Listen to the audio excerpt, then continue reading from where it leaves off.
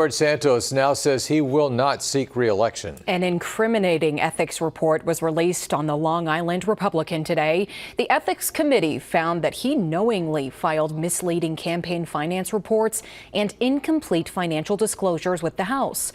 It states that he used campaign funds for personal purposes, such as Botox treatments and the website OnlyFans.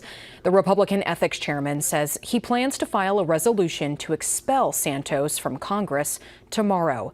And Nebraska Representative Don Bacon is among a group of Republicans calling for Santos to resign. In a statement this afternoon, Bacon said, quote, "The ethics report confirms the shameful allegations against George Santos, demonstrating beyond a doubt that he is unfit for office." Bacon added if Santos does not resign, he will vote to expel him from Congress.